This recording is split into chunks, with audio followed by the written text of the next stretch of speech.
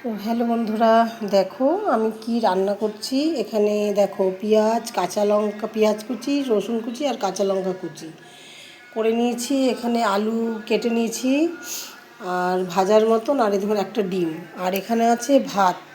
এবারে বুঝতে পারলে এই ভাতটাকে ফ্রাই করব, পুরো যেরকম পেঁয়াজ আলু দিয়ে, পেঁয়াজ ডিম দিয়ে সব ভেজে এই ভাতটাকে ফ্রাই করব। খেতে কিন্তু অন্যরকম লাগবে। তো এটাই আমি এখন রান্না করছি, কারণ কি এটা আমার হাজব্যান্ড খাবে।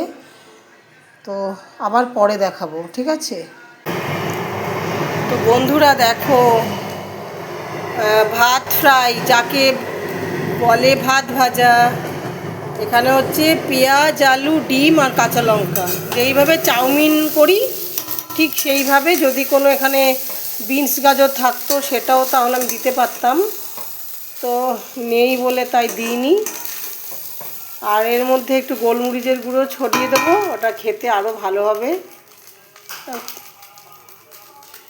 এই হচ্ছে ভাত ফ্রাই। তোমরা কে কে খাও এই খাবারটা তো জানিও। হ্যাঁ হ্যালো বন্ধুরা, দেখো ফাইনালি আমার ভাত ফ্রাই হয়ে গেছে। পেঁয়াজ, রসুন, কাঁচা লঙ্কা আর ডিম এই দিয়ে আমি ভাতটাকে ফ্রাই করলাম, আর গোলমরিচের গুঁড়ো ছিটিয়ে দিয়েছি, তো খেতে তো ভালোই হবে। তো এই হচ্ছে আমার রান্না।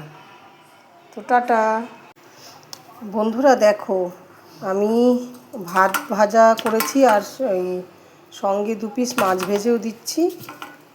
তার তো কিছু, আর একটু তরকারি ছিল, ওই তরকারিটাও দিয়েছি। খেলে খাবে, না খেলে না খাবে, যাই হোক। তেল গরম করতে দিয়ে দিয়েছি।